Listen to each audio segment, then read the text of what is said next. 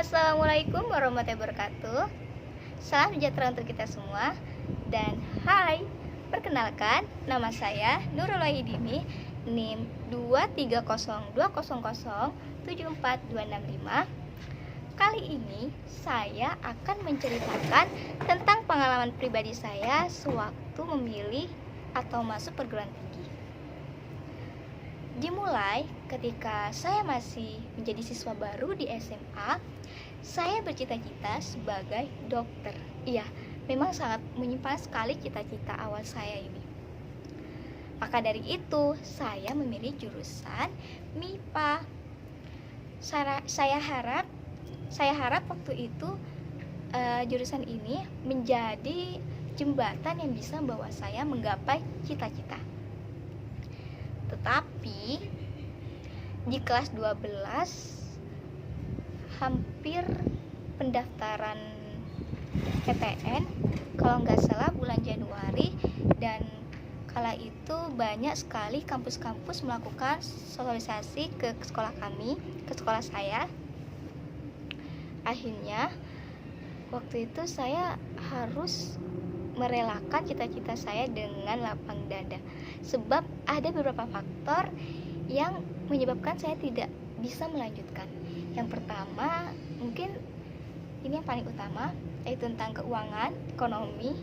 Ya, saya ini berasal dari keluarga yang kurang mampu. Ayah saya hanya sebagai seorang buruh tani, dan kebetulan saya masih punya adik alias tanggungan ayah saya yang masih sekolah dasar. Jadi kalau memilih melanjutkan, ya mikir-mikir lagi gitu, karena butuh uang buat kuliah kedokteran cukup besar dan waktunya juga cukup lama. Akhirnya saya bingung dan gelisah harus kuliah di mana, jurusan apa untuk bisa menata masa depan saya dengan baik. Lalu ibu saya menyarankan saya menjadi seorang guru, sebab beliau pernah melihat saya memakai batik dan katanya saya cocok buat jadi seorang guru. Memang alasan yang sangat unik dan sangat klasik, hanya sekadar memakai baju batik. Tapi di samping itu, dulu saya pernah menuliskan di kertas karton yang saya gunting berbentuk love, dan saya tempelkan masih sampai sekarang di kamar saya. Waktu itu kalau nggak salah saya menuliskan saya mau menjadi guru. Ya, dan itu cukup besar sih tulisannya. Itu sebenarnya hanya iseng-iseng saja. Saya nggak berniatan banget buat mau jadi guru. Jadi cuman ya nulis aja. Tapi ternyata sekarang jadi kenyataan, berkuliah di jurusan keguruan. Dan sewaktu pengumuman SNBP, saya akan memilih jurusan biologi sebagai pengganti dari kedokteran. Saya juga ditolak, gak bisa masuk di biologi. Akhirnya dalam waktu singkat, selama 1 bulan setelah pengumuman tersebut, saya belajar dengan giat, dengan lebih semangat untuk bisa berkuliah. Dan kala itu saya benar-benar matang memilih jurusan pendidikan bahasa dan sastra Indonesia. Sebab kenapa? Saya hobinya juga membaca, menulis, dan suka menggambar. Ya, saya sendiri itu adalah seorang penulis di salah satu platform bernama Wattpad. Ya, kalangan remaja itu mengenalnya seperti itu. Jadi saya menulis cerita di sana karena ya sebagai bentuk hobi saya lah, kayak apresiasi. Saya juga pernah mengikuti lomba puisi dan juga cerita pendek. Oke, kita balik lagi ke awal. Setelah daftar TBK, setelah waktu sebulan tersebut saya belajar, saya daftar TBK. Akhirnya saya kedapatan UTBK di bulan Mei tanggal 13.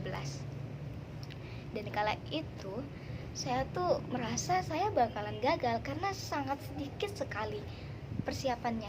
Benar-benar sangat sedikit sekali. Saya cuma belajar dari YouTube, dari sorotan-sorotan cerita yang saya temukan di Instagram tentang pelajaran yang akan keluar di UTBK. Saya juga belajar soal-soal di TikTok, di aplikasi TikTok, dan benar-benar mepet. Saya sudah frustasi, mungkin saya tidak bisa masuk gitu. Tapi alhamdulillah saya diterima di Universitas Surabaya Pendidikan Bahasa dan Sastra. Kebetulan waktu itu pilihan pertama saya adalah di sini. Jadi sangat bersyukur sekali. Dan satu lagi pengalaman yang tidak saya lupakan itu waktu pulang UTBK. Ya, saya tuh kejebak macet selama 3 jam berdiri di bis, dan itu benar-benar sangat pengalaman yang gak bisa dilupakan. Selain yang mungkin capek juga, ya sangat pengen duduk gitu. Tapi saya bertemu dengan orang yang sangat baik. Beliau sekarang sudah lulus kuliah, dan beliau menjadi salah satu yang selalu jadi penyemangat saya untuk kuliah, untuk mencapai cita-cita.